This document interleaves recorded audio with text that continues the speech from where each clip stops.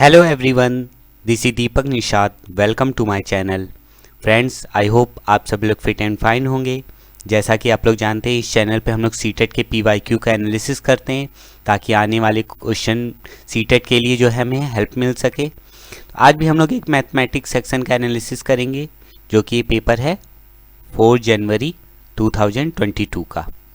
तो चलिए without time wasting आज का सेशन हम लोग शुरू करते हैं। आज का हमारा पहला क्वेश्चन है, A square has a bounding of 16 centimeter from each of the four corner of this square.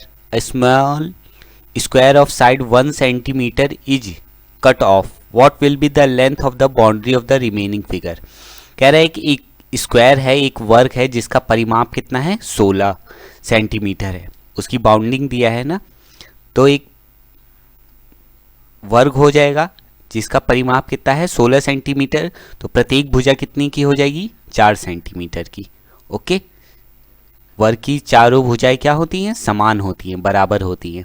अब कह रहा है इनमें से हर एक कॉर्नर में से क्या करना है, एक स्मॉल स्क्वायर काटना है, एक 1 सेंटीमीटर का। 1 सेंटीमीटर यहाँ से काट दीजिए, 1 सेंटीमीटर यहाँ से, 1 सेंटीमीटर यहाँ से और 1 सेंटीमीटर का यहाँ से।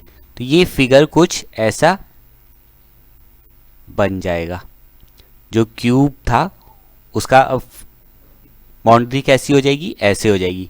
तो देखिए 1 सेंटीमीटर का दोनों तरफ से निकाल दिया है। ओके, तो ये 2 हो गया, ये 1, ये 1, ये नीचे वाला भी 1, ऐसे करके।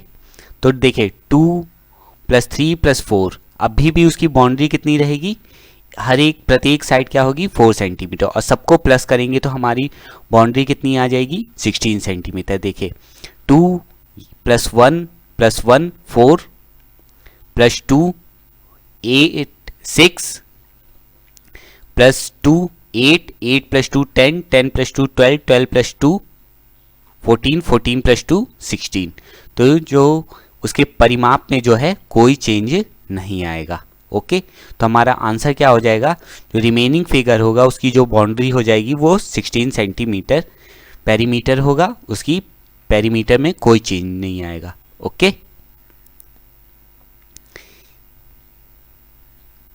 देखिए फिर से समझ लीजिए, एक वर्ग था जिसकी 16 सेंटीमीटर की बाउंड्री थी, मतलब परिमाप 16 सेंटीमीटर का था।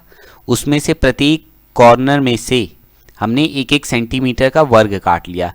तो जो वास्तविक वर्ग था उसका बाउंड्री कैसी हो जाएगी, ऐसा हो जाएगा। तो ये हो जाएगा 2 सेंटीमीटर 1, ये 1 सेंटीमीटर का हमने निकाल लिया है। यहाँ पे 2, फिर 1, फिर 1, फिर 2, ये 1, ये 1, ये 2 और फिर ये 1 और 1। तो सबको प्लस कर देंगे तो हमारा क्या आंसर आ जाएगा, 16 सेंटीमीटर हमारा आंसर हो जाएगा। Got it. चलते हैं नेक्स्ट क्वेश्चन पे। What will come in the blank 2/3 and dash equal to 11/12। देखिए फ्रैक्शन को जो है लिखित फॉर्म में दिया है, जो भिन्न को है जो है वो 2/3। 2/3 कितना होता है, 2/3। उसमें हम प्लस कर रहे हैं, मान लीजिए हम कुछ x प्लस कर रहे हैं, तो हमारा आंसर क्या आ रहा है, 11/12, दैट इज 11/12। ओके, x की वैल्यू निकालेंगे, क्या करेंगे, 11/12 माइनस 2/3। यहाँ देखिए दोनों के डिनोमिनेटर अनइक्वल हैं, तो यहाँ पे हमें एलसीएम लेना पड़ेगा और एलसीएम हमारा 12 आएगा। यहाँ आ जाएगा 12 1 × 12 दैट इज 11 माइनस 3 4 × 12, तो 4 2 × 8, तो 11 माइनस 8/3/12 हो जाएगा। तो x की वैल्यू क्या आ जाएगी, 3/12। तो हमारा आंसर कितना हो जाएगा, 3/12। जो 2/3 में हम क्या प्लस करेंगे, 3/12 प्लस करेंगे तो हमें 11/12 आंसर मिल जाएगा। ओके, 2/3 में हम क्या प्लस करें कि 11/12 मिल जाए, तो हमें 3/12 प्लस करना पड़ेगा। Got it. चलते हैं नेक्स्ट क्वेश्चन पे। On her birthday, Merlin's mother gave her a packet of toffee to share with her friend. Merlin's की मदर ने उसके बर्थडे पे क्या है दिया, एक टॉफ़ी का पैकेट दिया ताकि वो अपने फ्रेंड के साथ शेयर कर सके। Merlin gave 2/7 of the toffee to Aditi, 1/6 of the Anmol, 2/5 of the Farhan and 1/7 of the Jerry. If she is left with only 2 toffee, then how many toffee were there in the packet? देखिए 2/7 अदिति को दे दिया है, 2/7 और अनमोल को दे दिया है 1/6 and Farhan को दिया है 2/5 एंड जेरी को दिया है 1/7। तो हम पहले सबको प्लस कर लेते हैं। ओके, जो है क्या कर लेते हैं, सबको प्लस कर लेते हैं, सबका एलसीएम निकाल लेंगे 7, 6 एंड 5 का। तो हमारा आंसर कितना आ जाएगा, 7, 6, 5 का एलसीएम निकालेंगे तो ये आ जाएगा 7 6 जा 42, 5 2 जा 10 and 5 4 जा 20, 220 आन 200 5 42 एंड 5 2 जा 10 का 1 5 4 जा 20, 210 जो है आंसर आ जाएगा। मान लीजिए 210 जो है एलसीएम है, तो 2/7 उसके पास एक पैकेट में 210 टॉफियाँ थी, तो 2/7 अदिति को दिया है। 2/7 इसका कितना हो जाएगा, 210 का 7 से इसको काटेंगे 210 को 30 आएगा, 32 जा 60 आंसर हो जाएगा। अनमोल को कितना दिया होगा उसने, जो है 2/5 542, तो ये हो जाएगा 84 एंड सॉरी 2/5 फरहान को दिया है एंड अदिति को कितना दिया है 6 3 जा 18 एंड 6 5 जा 35 दिया है और 1/7 दिया है 30 को, अरे सॉरी जेरी को। तो ये कितना हो जाएगा 60 + 84 + 35 + 30 5 9 एंड 6 + 8 14 14 + 3 17 219 टॉफ़ी उसने बांट दी। उसके पास एक टॉफ़ी बची है, लेकिन यहाँ पे तो 210 है, तो इसका मतलब उसकी दुगनी टॉफ़ी थी उसके पास। कितनी थी, 210 का कितना हो जाएगा 420 टॉफ़ियाँ उसके पास पैकेट में थी। Got it. एक टॉफ़ी बची है ना, तो वो एक टॉफ़ी किसके बराबर है, 2 टॉफ़ियों के बराबर है वास्तविक में, तो वो टॉफ़ी उसकी डबल हो जाएगी। Got it. इस तरीके से हम लोग आंसर फाइंड आउट कर लेंगे।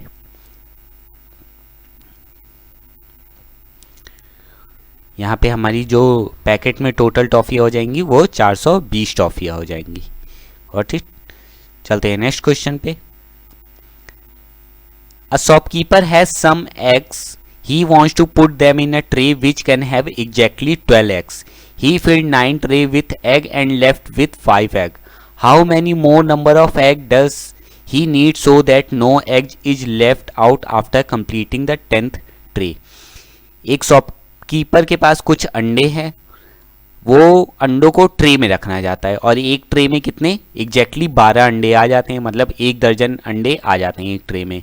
उसने 9 ट्रे अंडों से भर दी है, 5 अंडे उसके पास बचे हैं, तो 10वां ट्रे भरने के लिए और कितने अंडों की जरूरत पड़ेगी कि 10वीं ट्रे फुल कंप्लीट हो जाए और कोई भी एक्स्ट्रा अंडा ना बचे। तो सिंपल है, एक ट्रे में 12 अंडे आ रहे हैं, उसके पास 5 बचे हुए हैं, तो उसको 7 अंडों की और ज़रूरत है। तो हमारा राइट आंसर 7th हो जाएगा। बहुत सिंपल सा क्वेश्चन था एकदम। ओके, यहाँ पे जो उसके ट्रे भरने के लिए जो अंडे की ज़रूरत है वो 7 अंडे हैं, 7 5 12 हो जाएंगे और 10वीं ट्रे जो है फुल कंप्लीट भर जाएगी और कोई भी एक्स्ट्रा अंडा नहीं बचेगा। चलते हैं नेक्स्ट क्वेश्चन पे। Savita went to ATM to withdraw some money. She got 5 notes of rupees 2000 and 4 notes of rupees 500. देखिए सविता एटीएम गई है मनी निकालने के लिए, उसने 5 नोट्स 2000 के मिले उसको एटीएम में, तो 10,000 हो गया अमाउंट। ओके, 4 नोट 500 के मिले, दैट इज 2000 हो गया।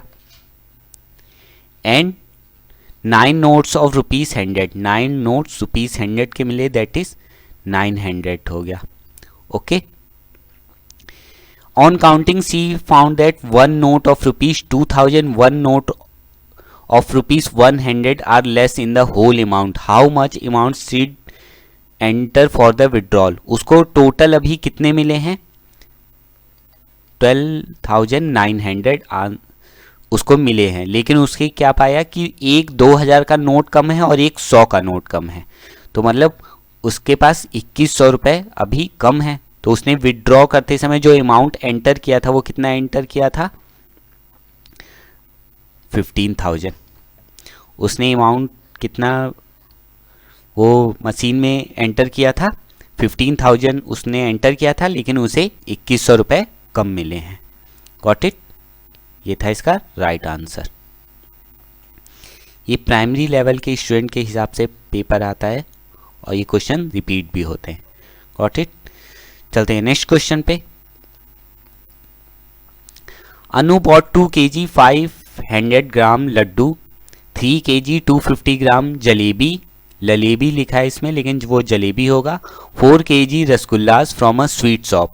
The shopkeeper packed everything together in a box with a maximum capacity of 750 gram. How many boxes required to pack all the item? देखिए सिंपल सी बात है, लड्डू उसने लाया 2 kg 500 ग्राम, तो टोटल कितना हो गया? ग्राम में अगर हम कन्वर्ट करें तो 250 ग्राम हो गया। जलेबी उसने कितनी लाई? 3 kg 250 ग्राम, तो हाँ आंसर हो जाएगा 3 kg 250 3250 gram and 4 kg rasgulla. Okay, तो 4 kg रसगुल्ला कितना हो गया? 4000 ग्राम। ओके, तो शॉपकीपर ने जो इन सब चीज़ों को पैक किया है उसने एक डब्बे में पैक किया है जिसमें मैक्सिमम कितना आ सकता है? सिर्फ 750 ग्राम्स आ सकते हैं। तो इतना सब सामान पैक करने के लिए उसके कितने डब्बे लगेंगे, ये हमसे पूछा गया है। तो सबको प्लस कर दीजिए, 5 ये 0 ये 7, 4 + 3 7 + 2 9, 750 ग्राम उसके पास टोटल वो सामान हो गया। तो फिर इसको 750 ग्राम से डिवाइड कर दीजिए। ओके, तो हमें जो है राइट आंसर मिल जाएगा। 750 को 750 से डिवाइड करेंगे तो कितना आंसर आएगा? 13 आंसर आ जाएगा। यहाँ पे हम डिवाइड करके भी दिखा देते हैं। 750 को 750 से डिवाइड कीजिए, ये 1 टाइम्स जाएगा, यहाँ से 750, ये 5, ये 2 एंड 2, यहाँ से 0 और ये 3 टाइम्स चला जाएगा। ओके, 2250। Got it? तो राइट आंसर कितना हो जाएगा? 13। शॉपकीपर को कितने डब्बे का यूज करना पड़ेगा? 13 डब्बों का। Got it? यहाँ पे जो हमारा राइट आंसर है वो सेकंड ऑप्शन है, दैट इज 13। ओके, चलते हैं नेक्स्ट क्वेश्चन पे। The 4 traffic light of cross road changes after 30 second, 45 second, 1 minute, 75 second respectively. If these light change simultaneously at 1:35 PM, they will change simultaneously again at. कह रहा है कि 4 traffic lights हैं जो हर 30 second, 45 second, 1 minute और 75 second पर change होती हैं। अगर वो एक साथ 1:35 पर चेंज हुई हैं तो कितने समय बाद वो फिर से दोबारा एक ही साथ चेंज होंगी? तो देखिए ये एलसीएम का क्वेश्चन है, लघुत्तम समापवर्त के। ये 30 सेकेंड, 45 सेकेंड, 1 मिनट को हम चेंज कर लेंगे 60 सेकेंड में, और फिर ये 75 सेकेंड, और फिर इसका क्या निकालेंगे हम? एलसीएम निकालेंगे। ओके, तो एलसीएम कैसे निकालते हैं? डिवाइड कीजिए 15 टाइम्स, ये 45 नहीं जाएगा, ये 30 और ये 75। फिर 2 से कीजिए, ये 15 नहीं जाएगा क्योंकि ऑड नंबर है, 45 भी नहीं जाएगा, ऑड नंबर है, ये 15 जाएगा और ये 75। ओके, अब सारे ऑड नंबर है तो अब 3 से ले जाइए, 3 5 जा 15, 3 15 जा 45, 3 5 जा 15 एंड 3 25 जा 75। फिर 3 से ले जाइए, 5 नहीं जाएगा, 15 जाएगा, 3 5 जा 15, 5 जा एंड 25। ओके, अब 5 से लेके जाइए, 1 1 1 एंड 5 एंड फिर 5 से लेके जाइए 1 1 1 एंड 1। तो कितना आ गया, 2 2 जा 4, 3 जा 12, 3 जा 36 इंटू 5 180, 185 900 सेकेंड आंसर आ जाएगा, 900 सेकेंड। और 900 सेकेंड टोटल 900 सेकेंड बाद चेंज करेंगे तो इसको हम मिनट में चेंज करेंगे। मिनट में चेंज करने के लिए हम 60 से डिवाइड कर देंगे क्योंकि 1 मिनट में 60 सेकेंड होते हैं। ओके, 0 से 0 कट गया और 90 को 6 से काट दीजिए, 15 मिनट आ जाएगा। तो 15 मिनट बाद ये सारी जो 4 लाइट्स हैं वो एक साथ चेंज होंगी। तो 1:35 पे चेंज हुआ है तो 1:35 में 15 मिनट जोड़ दीजिए, तो 1:50 PM पे जो है फिर वो चेंज होंगी एक साथ। Okay, got it. ये था क्वेश्चन। तो हमारा राइट आंसर क्या हो जाएगा, 1:50 पे चेंज होंगी, दोपहर के 1:50 पे। ओके, PM है।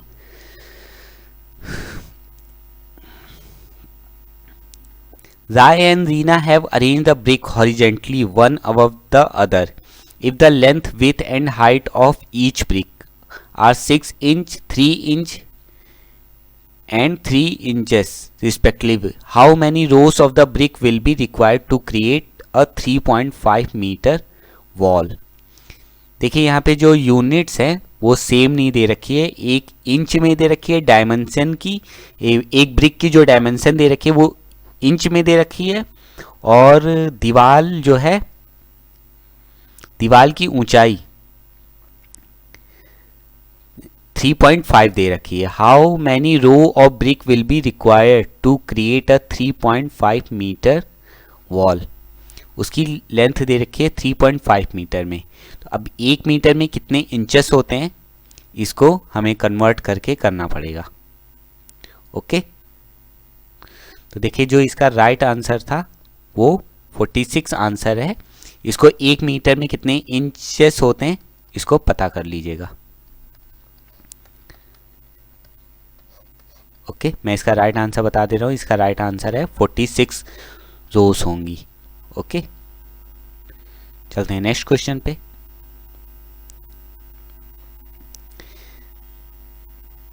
Rama read the following detail on a packet before throwing it on 3rd July 2021. Date of packing 10th January 2021. Best before 180 day from the date of packing. Which of the following statement is correct? कह रहे रामा एक packet का, कोई भी खाने पीने का सामान हो सकता है, उसका पैकेट हो सकता है, उसको फेंकने से पहले पढ़ता है 3 जुलाई 2021 को। उसके पैकेट पे जो पैकेजिंग डेट है वो 10th जनवरी 2021 है, और ये लिखा है कि 180 दिनों तक यूज किया जा सकता है पैकेजिंग डेट से। तो इसमें से कौन सा कथन है, उसको फेंक देना चाहिए, 3 जुलाई को उसने पढ़ा है और सामान पैक्ड है 10 जनवरी का, तो उसे क्या करना चाहिए, फेंक देना चाहिए या फिर उसे रखना चाहिए, ये हमसे पूछा गया है। ऑप्शन है she should throw the packet as the date of expiry has been already crossed. तो देखिए उसने 10 जनवरी को पढ़ा है 2021 में, तो देखिए 10 जनवरी को पढ़ा है तो 30 जनवरी तक, मान लीजिए 31 की जनवरी होती है तो 21 दिन जनवरी में हो जाएंगे, और 2021 का है तो लीप ईयर तो होगी नहीं, तो फरवरी 28 की होगी, फिर मार्च 31 का, अप्रैल 30 का, अप्रैल 30 का, मई 31 एंड जून 30, जून 30 का, और जुलाई में उसने 3 जुलाई को पढ़ा है, तो 3 जुलाई को उसने पढ़ा है, तो जुलाई में 3 दिन प्लस कर लीजिए। 8 + 1 9 + 10 10 + 11 11 + 3 14 का 1 2 + 2 4 + 3 + 3 10 10 + 13 13 + 3 19 + 1 214 days, सॉरी 2 2 जी 4 + 3 4 + 3 7 7 + 10 10 + 13 13 + 6 16 और 174 डेज 174 डेज अभी हुए हैं इसको 3 जुलाई तक, तो लगभग 6 दिन और बचे हैं, तो 1 हफ्ता और यूज कर सकता है। तो इसका answer she should throw the packet as the date of expiry has been already crossed, नहीं, उसको पैकेट थ्रो कर देना चाहिए क्योंकि एक्सपायरी डेट ओवर हो चुकी है। She can still use the packet for almost 1 week, वो पैकेट को 1 हफ्ते तक और यूज कर सकता है, तो ये हमारा सेकेंड ऑप्शन सही है। Got it.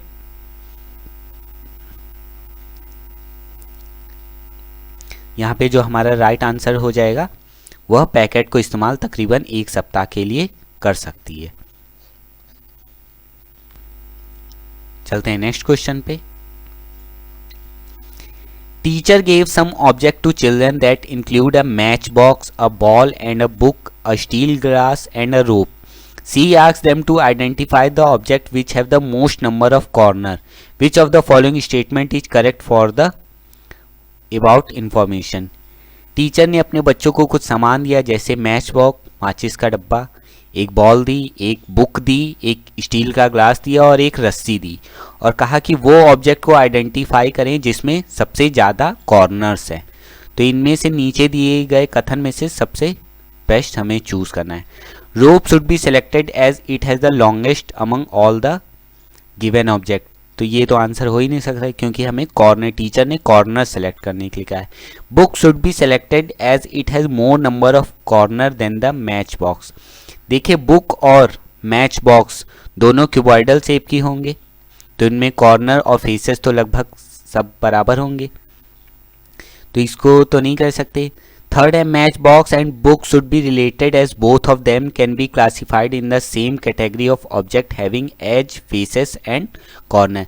मैच बॉक्स और बुक को एक कैटेगरी के अंदर हम क्लासीफाई कर सकते हैं क्योंकि इसमें सेम एज होंगे, सेम एज नहीं, सेम नंबर ऑफ एजेस होंगे, same face number of faces होंगे और सेम नंबर ऑफ कॉर्नर्स होंगे।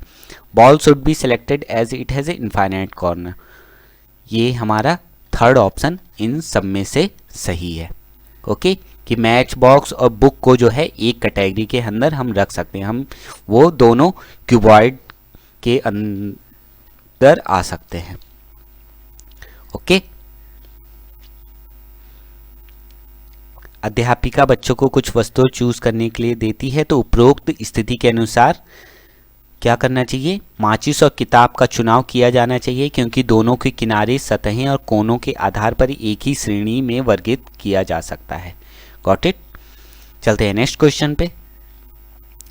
A close shaped made of 3 और more than 3 line segment is called. एक बंद सिरे वाला जो आकार होता है जो 3 और 3 से ज़्यादा लाइनों के द्वारा बना हो, 3 या 3 से ज़्यादा रेखाओं द्वारा बना हो, उन्हें हम क्या कहते हैं? ट्रायंगल। ट्रायंगल तो हमेशा फिक्स्ड होता है, 3 लाइन से बनता है। क्वाड्रिलेटरल 4 से बनता है। पॉलीगॉन या पॉलीहेड्रन, पॉलीहेड्रन बहुत सारे फेसेस वाला। तो 3 या 3 से ज़्यादा बोला है, सिर्फ 3 या 3 से ज़्यादा, तो 5 भी हो सकता है, 6 भी हो सकता है, कुछ भी हो सकता है, ज़रूरी नहीं कि सिर्फ 4 हो। तो फर्स्ट ऑप्शन तो हो ही नहीं सकता हमारा ट्रायंगल।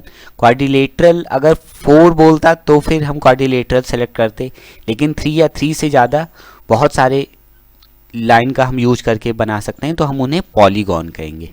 जो बहुत सारी रेखाओं का इस्तेमाल करके एक क्लोज्ड बंद सिरे वाला आकार बनाते हैं, हम उसे पॉलीगॉन कहते हैं, बहुभुज। ओके, 3 या 3 से अधिक रेखाखंडों को बनी बंद आकृति को कहते हैं बहुभुज कहते हैं। ओके, ये था हमारा राइट आंसर। चलते हैं नेक्स्ट क्वेश्चन पे।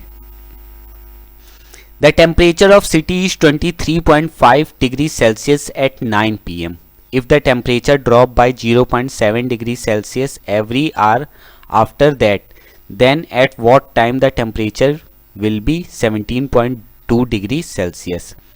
कह रहा है किसी शहर का रात के 9 बजे जो टेम्परेचर है वो क्या है 23.5 डिग्री सेल्सियस है।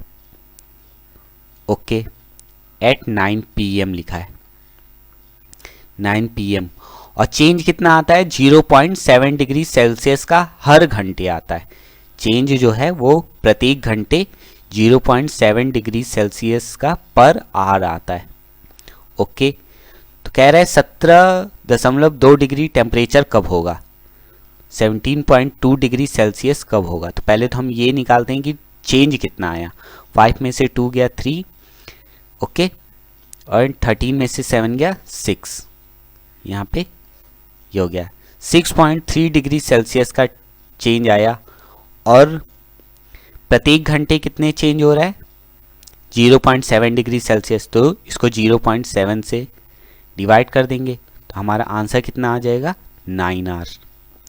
9 घंटे बाद जो है 17.2 डिग्री सेल्सियस टेम्परेचर होगा। तो रात के 9 बज रहे हैं, तो 9 घंटे बाद क्या होगा, 9 से 12 बजेंगे, रात के 12 बजे तक 3 घंटे, और 12 से फिर 6 घंटे बचेंगे तो सुबह के 6 बजे। तो हमारा आंसर क्या हो जाएगा 6 AM। सुबह के जो 6 बजे है जो शहर का टेम्परेचर होगा 17.2 डिग्री सेल्सियस होगा। ओके, ये था हमारा राइट ऑप्शन। यहाँ पे हमारा राइट ऑप्शन 6 AM हो जाएगा। Got it. चलते हैं नेक्स्ट क्वेश्चन पे।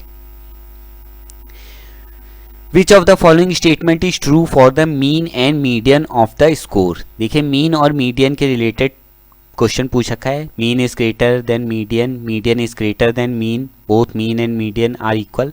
ये सब पहले हम मीन और मीडियन निकालने से पहले करेंगे। तो मीन और मीडियन निकालने से पहले हम क्या करते हैं, डाटा को असेंडिंग या डिसेंडिंग ऑर्डर में अरेंज कर लेते हैं। ओके, तो हम असेंडिंग ऑर्डर में अरेंज करते हैं, बढ़ते हुए क्रम में।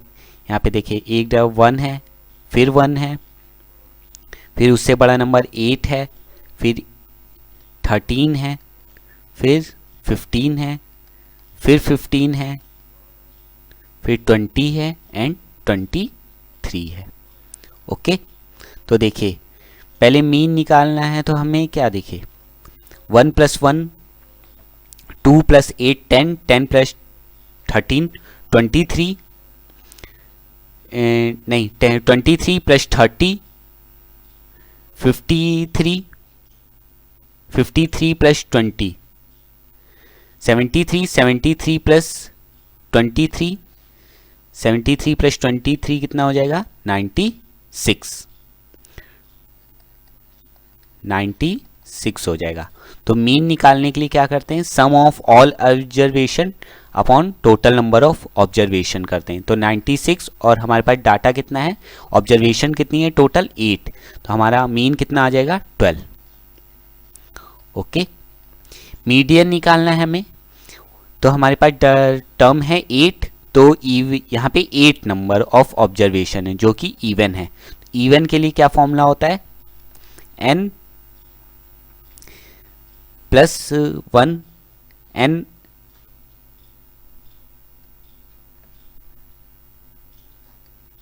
जो हमारे पे यहाँ पे जो हमारा जो मीडियन हो जाएगा वो 8 है, तो हमारा कौन सा मीडियन हो जाएगा 4th term and 5th term. Okay, 4th term and 5th term, तो इन दोनों को ऐड कर देंगे 13 + 15 दैट इज 28 हो जाएगा, और इसका भी एवरेज निकालेंगे तो कितना आ जाएगा 14। मीडियन हमारा हो जाएगा 14। तो मीडियन देखिए यहाँ पे जो क्या है मीन से बड़ा है। Okay, median is greater then the mean. Okay, तो हमारा सेकंड स्टेटमेंट सही है। ओके, चलते हैं नेक्स्ट क्वेश्चन पे, हिंदी में समझ लीजिए। दिए गए अंकों का माध्य और माध्यिका निकालनी थी, तो माध्यिका जो है माध्य से बड़ी है।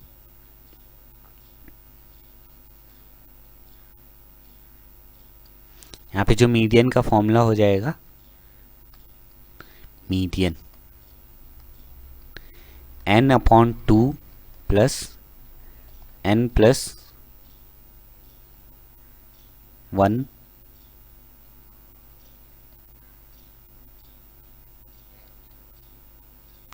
अपॉन 2। सॉरी, अभी थोड़ा सा कंफ्यूजन है मेरे को। चलते हैं नेक्स्ट क्वेश्चन पे। The angle of a rotational symmetry of an equilateral triangle are. जो इक्विलेटरल ट्रायंगल की रोटेशनल सिमेट्री पूछ रहा है। Got it? इक्विलेटरल ट्रायंगल की रोटेशनल सिमेट्री पूछा है, मतलब इसको रोटेट कर दिया जाए तो हमें एकदम वैसे ही। तो देखिए, पहले अगर ऐसे है, इसको ये 60 डिग्री होता है इक्विलेटरल एंगल का, इसको पूरा यहाँ तक घुमाने में हमें जो स्ट्रेट लाइन पे ऐसे लाना है तो कितना रोटेट करना पड़ेगा? 120। ओके, फिर कितना घुमाना पड़ेगा यहाँ तक लाने में? 240, और फिर पूरा कंप्लीट घुमाने में 360। तो यहाँ पे रोटेशनल सिमेट्री का आंसर कितना हो जाएगा? 120 degree, 240 degree and 360 degree. Okay, एक समबाहु त्रिभुज की घुमावदार सहमति के कोण हैं 120 डिग्री, 240 डिग्री और 360 डिग्री। चलते हैं नेक्स्ट क्वेश्चन पे। Identify the next term of the given pattern. हमें पैटर्न दिया गया है, इसको आइडेंटिफाई करना है। 1ZA 4YB C 9XC 16WD। तो देखिए, हम अल्फ़ाबेट से दिखे ABCD, तो यहाँ पे E आना चाहिए। फिर है ZYX, मतलब ये WXYZ है, तो इससे पहले V आना चाहिए। और ये है 1 4 9 16, तो ये जो है नेचुरल नंबर के स्क्वायर्स हैं। ये 1 का स्क्वायर, ये 2 का स्क्वायर, ये 3 का स्क्वायर, ये 4 का स्क्वायर, तो इसके बाद 5 का स्क्वायर आना चाहिए, 25V। तो हमारा फिर राइट आंसर 25VE हो जाएगा। Okay,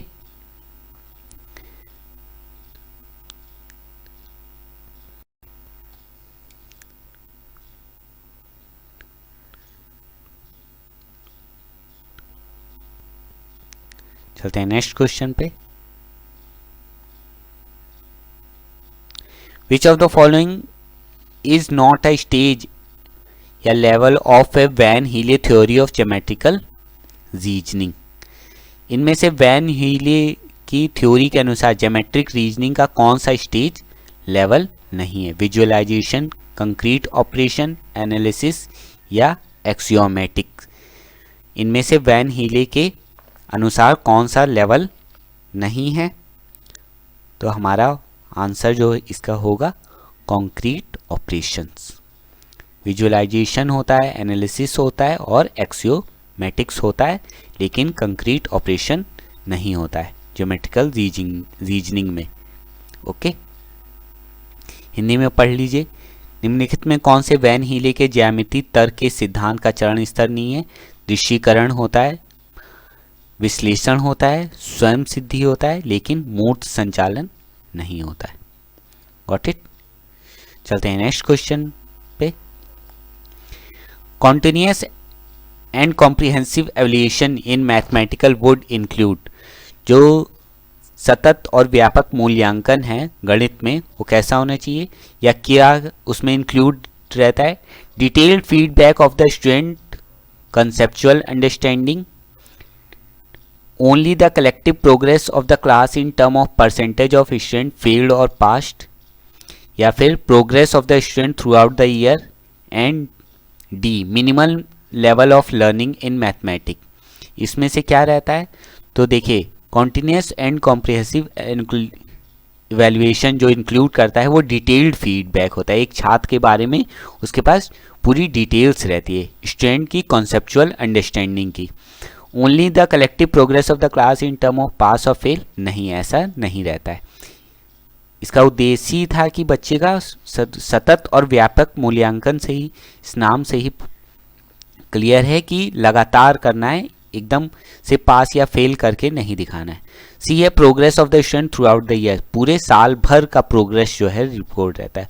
and minimum level of the, minimum level ऐसा कुछ नहीं है कि सिर्फ 33% 100 में से पास करने का वो हमें जानना है। तो हमारा ऑप्शन जो है ए और सी सही है, तो यहाँ पे हमारा थर्ड ऑप्शन सही हो जाएगा। Got it. चलते हैं नेक्स्ट क्वेश्चन पे।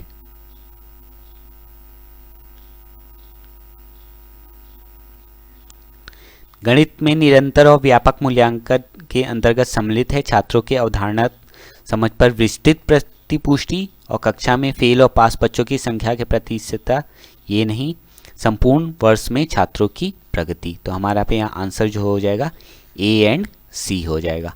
ओके, चलते हैं नेक्स्ट क्वेश्चन पे। Which of the following statement is not true about mapping in mathematics? इनमें से कौन सा जो है मैथमेटिक्स में मैपिंग से रिलेटेड स्टेटमेंट सही नहीं है? Mapping form the basis for many topic in higher mathematics. Mapping जो छोटे लेवल पे पढ़ाया जाता है, प्राइमरी लेवल पे, वो क्या है, एक बेस तैयार कर देता है ताकि वो हायर क्लास में मैथमेटिक्स में यूज कर सकें। मैपिंग स्ट्रेंथ स्पाशियल थिंकिंग, जो मैपिंग पढ़ाने का उद्देश्य जो है वो स्थानीय जो बुद्धि है, स्थानीय सोच है, उसको स्ट्रेंथ करती है। Mapping promote promotional thinking, mapping जो है प्रोपोर्शनल थिंकिंग को प्रमोट करती है। And fourth, mapping only include drawing a map of one surrounding. Mapping सिर्फ क्या इंक्लूड करती है कि अपने आसपास की जगहों के बारे में एक जो है मानचित्र तैयार करना। तो ये स्टेटमेंट सही नहीं है। बाकी सारे स्टेटमेंट सही है कि वो एक बेस तैयार करती है, स्पेशल थिंकिंग को प्रमोट करती है और प्रोपोर्शनल थिंकिंग को भी प्रमोट करती है। ओके, मानचित्रण उच्च गणित में कई विषयों पर आधार मूलाधार बनाता है। मानचित्रण दिक् स्थान संबंधी सोच में मजबूत करता है और मानचित्रण सम अनुपातिक सोच को बढ़ावा देता है। लेकिन क्या नहीं है, ये बहुत संकुचित सोच हो गई कि मानचित्रण में केवल अपने आसपास के मानचित्र का आरेखन शामिल होता है। Got it. चलते हैं नेक्स्ट क्वेश्चन पे। Which of the following is a closed ended question? इनमें से बंद सिरे वाला कौन सा प्रश्न है? क्लोज एंडेड क्वेश्चन क्या होते हैं? जिसके आंसर फिक्स होते हैं या लिमिटेड होते हैं, एक लिमिट लगा दी जाती है। और ओपन एंडेड क्वेश्चन होते हैं जिसके बहुत सारे इनफाइनाइट आंसर होते हैं, जिसमें डाइवर्जेंट थिंकिंग स्ट्रेंथ होती है, डाइवर्जेंट थिंकिंग प्रमोट होती है। ओके, तो हमारे क्वेश्चन पहचानने, list 5 3 digit number that have digit 5 at 10th place. 3 ऐसे नंबर बताने हैं जिसमें 10वें स्थान पे, जो 10th प्लेस पे 5 हो। ओके, सेकेंड है draw shape where the sum of all side is 36 centimetre. ऐसे शेप बताने जिसके सभी भुजाओं का जो परिमाप होगा, सभी भुजाओं का जो योग होगा वो 36 सेंटीमीटर होगा। तो इसमें तो बहुत सारे वो फिगर बना सकता है, ट्राइंगल बना दे, पिरामिड, अरे ट्राइंगल बना दे, स्क्वायर बना दे, रेक्टेंगल बना दे, रोम्बस बना दे, अलग अलग साइड के रेक्टेंगल बना सकता है वो अलग अलग साइड वो, और ट्राइंगल बना सकता है। थर्ड है right 5 whole number between 5 whole number. ये देखिए यहाँ पे जैसे लिमिट लगा दी गई, 178 और 184 के बीच में 5 होल नंबर कोई भी बताओ, तो बहुत सारे बता सकता है यहाँ पे भी, लेकिन एक लिमिट लगा दी गई है। List 2 sets of 5 number that have a sum of 50 degree.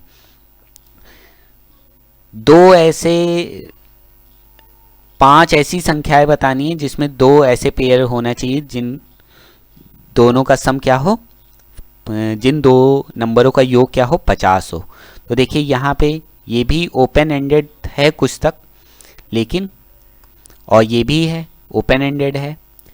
Draw shape ये भी ओपन एंडेड है, लेकिन ये जो है फर्स्ट आंसर जो है क्लोज एंडेड क्वेश्चन है। ओके, इसमें एक 5 एक एग्जैक्ट बता दिया है कि 5 होना चाहिए 10th प्लेस पे। ओके,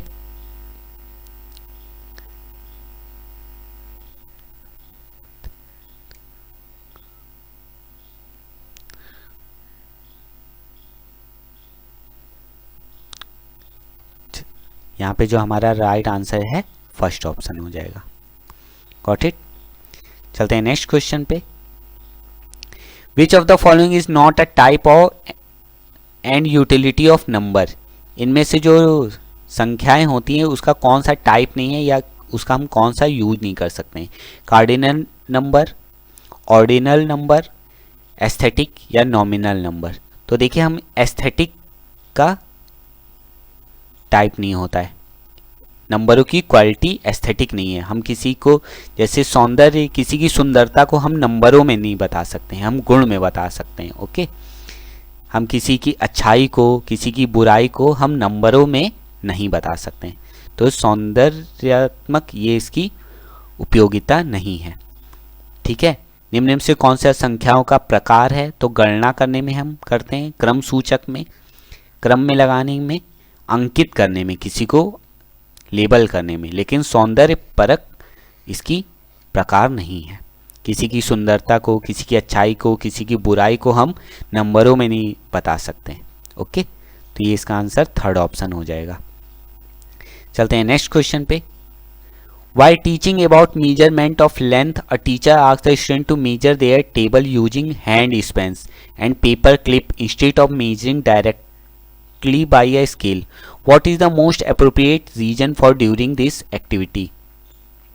एक टीचर जो है क्लास में लेंथ और मेजरमेंट के बारे में पढ़ा रही है। वो अपने बच्चों से कहती है कि अपनी जो जिस टेबल पर बैठे हो उसको अपने हाथों से, हथेलियों से नापो। ओके, तो इस तरह का एक्टिविटी कराने का क्या रीज़न है टीचर का। She wants to engage the children in hands on activity because it is interesting for student. वो बच्चों को इंगेज रखना चाहती है क्योंकि एक्टिविटी बहुत इंटरेस्टिंग है, बच्चे इसमें इंगेज रहेंगे। ठीक है, या फिर third, she want her student to learn how to measure length correctly using paper clip. वो बताना चाहती है कि करेक्ट जो है लेंथ कैसे मेजर करते हैं, पेपर क्लिप का इस्तेमाल करके या हाथों का इस्तेमाल करके।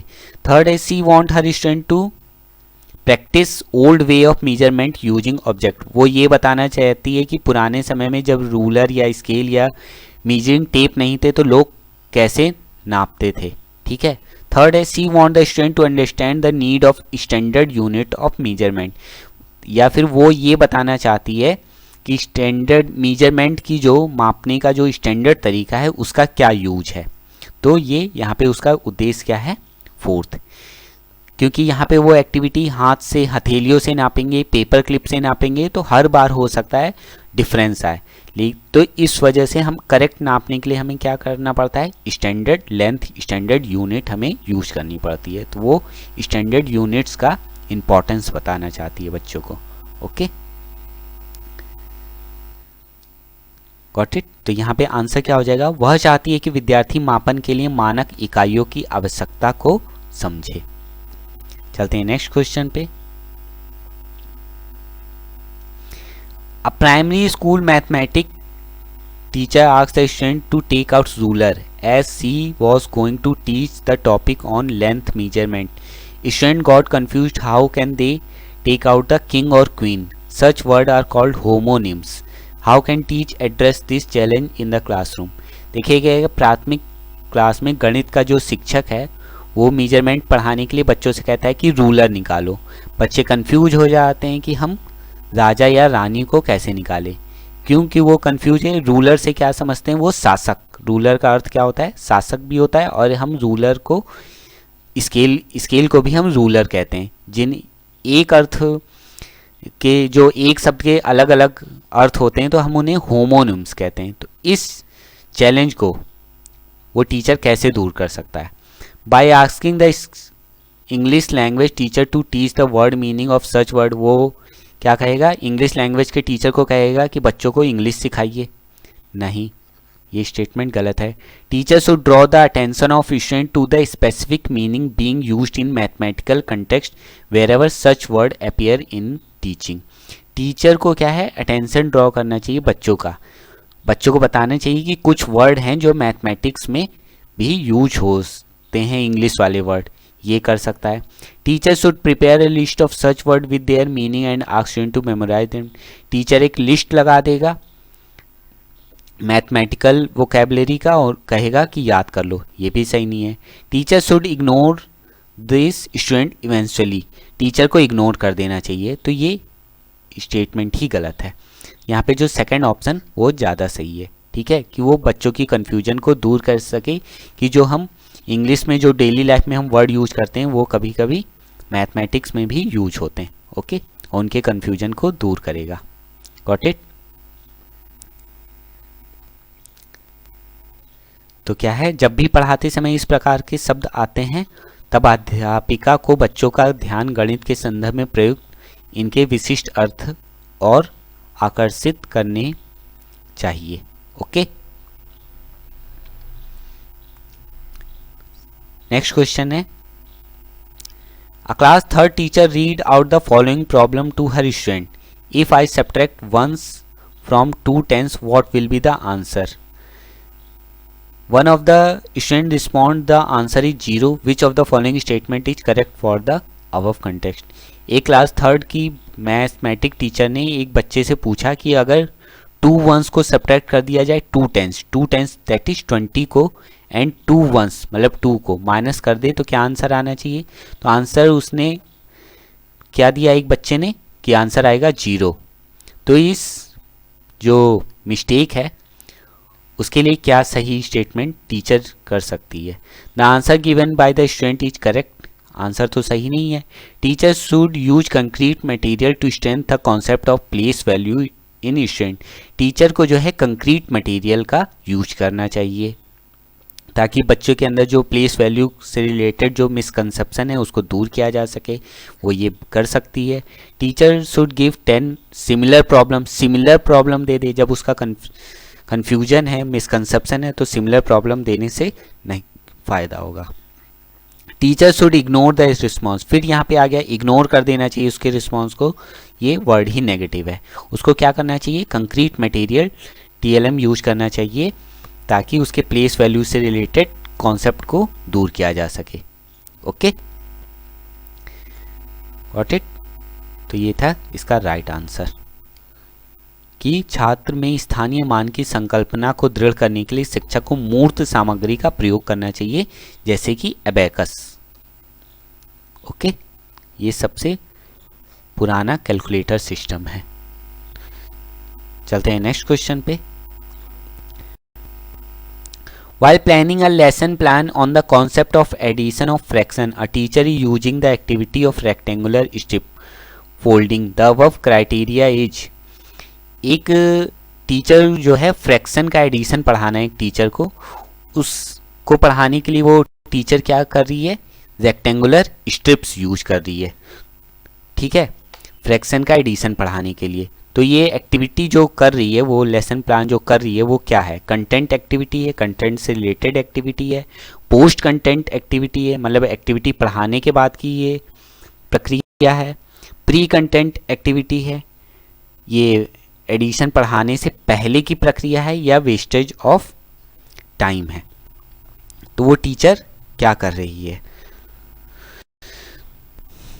तो वो रेक्टेंगुलर स्ट्रिप का जो है कंक्रीट मटेरियल जो है यूज कर रही है बच्चों को सिखाने के लिए कि फ्रैक्शन का एडिशन कैसे किया जाता है। तो ये प्री कंटेंट एक्टिविटी है, ओके। उसको ऑब्जेक्टिव को बेहतर बना सके उसके लिए वो कंक्रीट मटेरियल यूज कर रही है, तो ये प्री कंटेंट एक्टिविटी है, ओके। भिन्नों के योग की अवधारणा को पाठ की योजना बनाते समय एक अध्यापक आयताकार पट्टी को मोड़ने के क्रियाकलाप का उपयोग कर रहा है, तो ये क्या है, पूर्व विषय वस्तु क्रियाकलाप है। Got it. चलते हैं नेक्स्ट क्वेश्चन पे। Which one of the following is the most important characteristic of a good mathematic text book at a primary level. इनमें से जो प्राथमिक स्तर पर जो गणित की किताब होती है उसमें से क्या गुण होने चाहिए, मतलब कौन से मोस्ट इंपॉर्टेंट कैरेक्टरिस्टिक, सबसे बेहतर गुण क्या होने चाहिए। Concept should be introduce through context, concept को जो है कंटेक्स्ट के थ्रू इंट्रोड्यूस किया जाना चाहिए। थर्ड है it's should only contain numerous question to practise, उसमें सिर्फ नंबर से रिलेटेड क्वेश्चन होने चाहिए प्रैक्टिस करने के लिए। या फिर third it should be attractive and colourful, किताब को कलरफुल और अट्रैक्टिव होना चाहिए। फोर्थ है concept should be introduce through formal algorithm, concept को जो है एक फॉर्मेट एल्गोरिथम के थ्रू इंट्रोड्यूस किया जाना चाहिए। तो जो प्राइमरी लेवल की जो बुक है खास, तो उसका सबसे इम्पॉर्टेंट क्या कैरेक्टरिस्टिक होना चाहिए कि वो अट्रैक्टिव होना चाहिए, बच्चे उसको देखें, ध्यान लगाएं, उसको पहले उसको प्रेरित होना चाहिए कि बच्चे बुक को खोलें। ओके, तो इस चीज़ के लिए क्या है, किताबों को कलरफुल और अट्रैक्टिव होना चाहिए, उसमें कार्टून कैरेक्टर्स से रिलेटेड के माध्यम से पढ़ाया जाता है। ओके, तो इसका राइट आंसर ये था थर्ड ऑप्शन कि यह आकर्षक और रंगीन होनी चाहिए, ब्लैक एंड वाइट नहीं। Got it. चलते हैं नेक्स्ट क्वेश्चन पे। The NCF 2005 considered that mathematics involve a certain way of thinking and reasoning. The vision can be realized by NCF 2005 जो गणित है, गणित के अनुसार क्या माने कि मैथमेटिक जो है क्या इन्वॉल्व करता है, एक सर्टेन वे ऑफ, एक सोचने का तरीका और तर्क करने का तरीका एक इन्वॉल्व रहता है।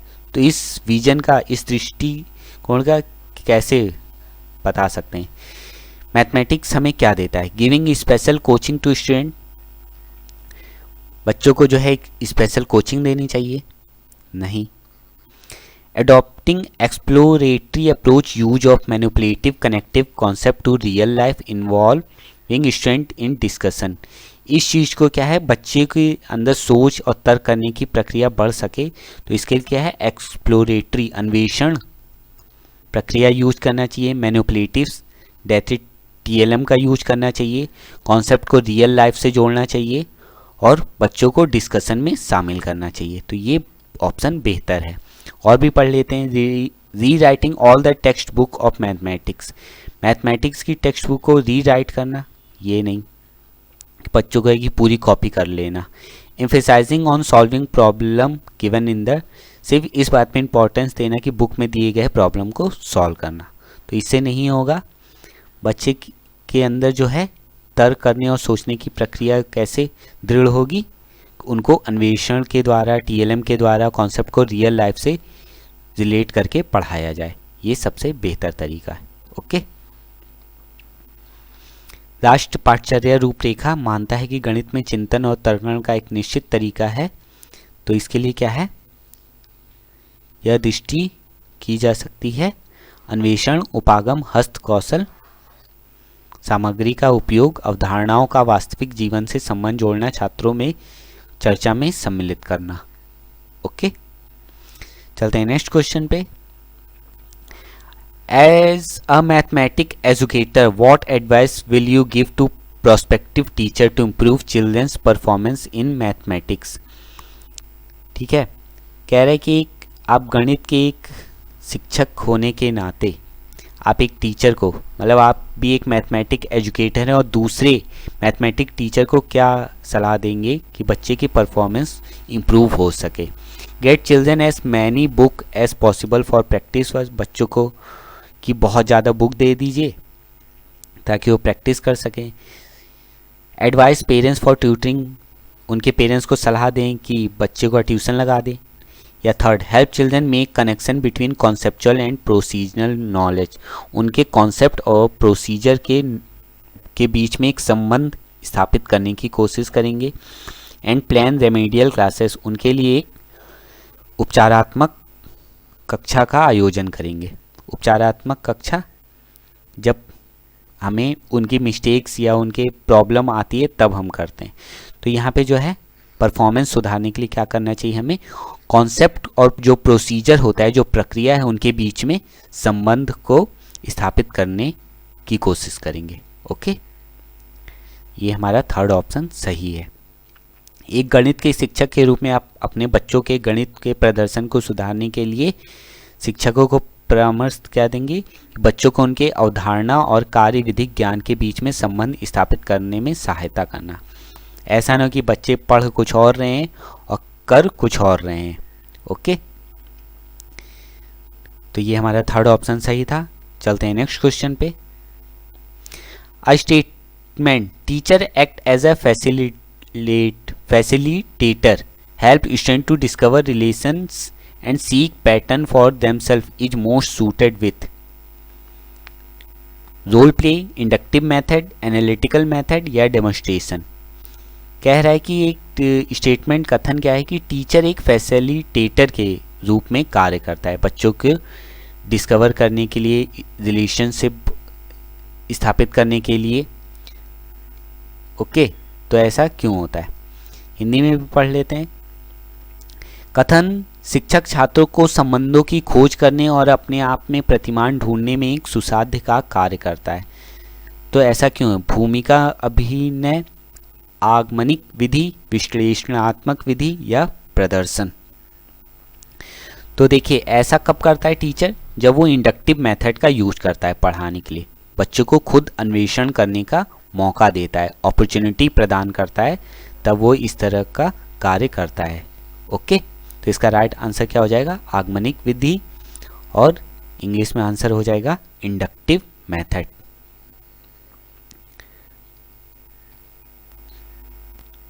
चलते हैं नेक्स्ट क्वेश्चन पे। A primary class teacher asks his student to collect data on number of boy and girl studying in class 5th in their neighbourhood including at least 5 household. Which of the following most appropriate describe the purpose of this activity?